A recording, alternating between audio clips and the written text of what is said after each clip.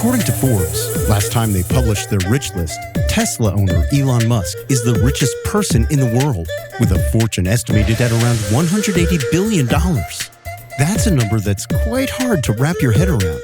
So let's put it this way. Elon Musk's personal fortune is larger than the GDP of 75% of countries around the world. That's one man commanding the wealth and riches equivalent of a nation, and a fairly big one at that. This is an amount of wealth nobody could possibly spend in a lifetime, no matter how expensive their tastes. Yeah! But here's something interesting. While Musk may well be the richest individual in modern times, he isn't the richest human being ever to have lived. In fact, remarkably enough, if you adjust for inflation, he isn't even close. The individual who holds that title is estimated to have been in possession of a fortune well over twice the size of poor old Elon's, and larger than the fortunes of Jeff Bezos, Mark Zuckerberg, Warren Buffett, and Jack Ma combined. I am sure not many of you know his name, but the holder of the prestigious title is none other than Mansa Musa. There are stories of wealthy men written across different historical archives, but no one comes close to that of Mansa Musa, the wealthiest man who ever lived on Earth. How rich was this man in comparison to the likes of Musk and Bezos? And what other incredible accomplishments did he have? Join us as we explore the life and wealth of the African king, Mansa Musa.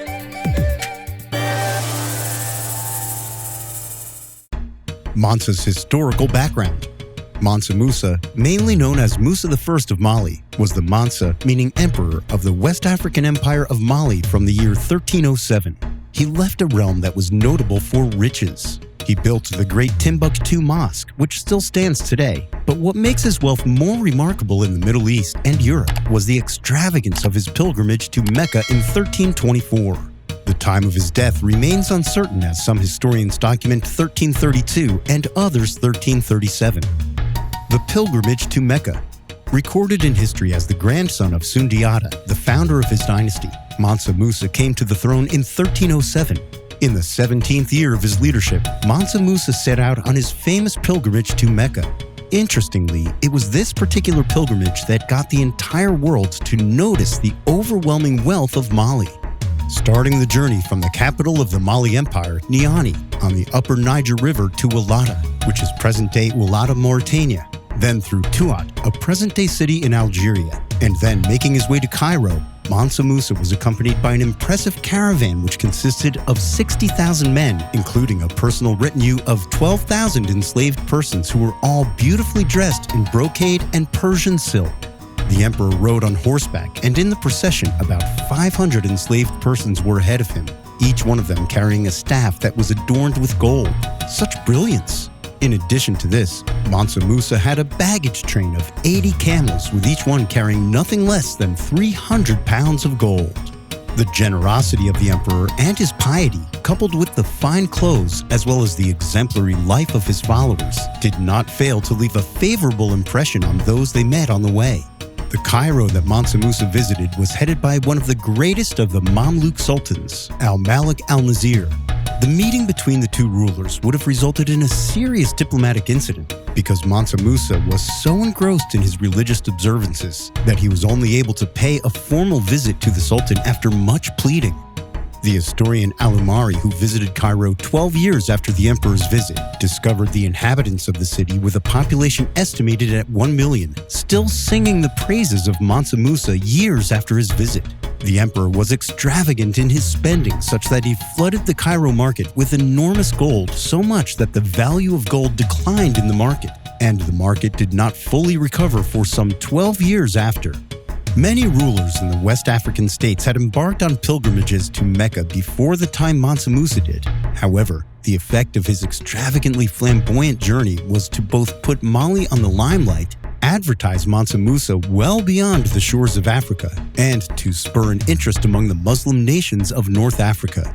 Perhaps doing this would stimulate a desire in many European nations for them to inquire about the source of this jaw-dropping wealth. The conquest of the Songhai Kingdom. Mansa Musa was reported to have observed that it would take a year to travel from one extreme of his kingdom to the other. His kingdom was one of the largest in the world at the time. While this may have been an exaggeration, it is known that during his pilgrimage to Mecca, one of his military generals, Yeeeeah, extended the Malian Empire by capturing the Songhai capital of Gao. This newly captured kingdom spanned over 700 miles across and connoted the acquisition of a vast territory. The 14th century traveler Ibn Battuta recounted that it took about 4 months to travel from the northern borders of the Malian Empire to the southern borders of Niani.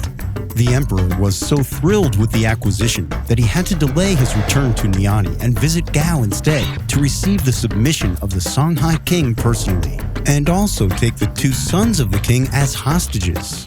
At both Gao and Timbuktu, a Songhai city almost on an equal pedestal in importance, Mansa Musa commissioned Abu Ishaq al-Sahili, a poet from Granada and architect who had traveled with him from Mecca with the intent of building mosques. Interestingly, the Gao Mosque was built on burnt bricks which had not until that time been used as material for building in West Africa. Under the leadership of Mansa Musa, the city of Timbuktu grew to be a very important commercial city, having caravan connections with Egypt and many other important trade centers in northern Africa.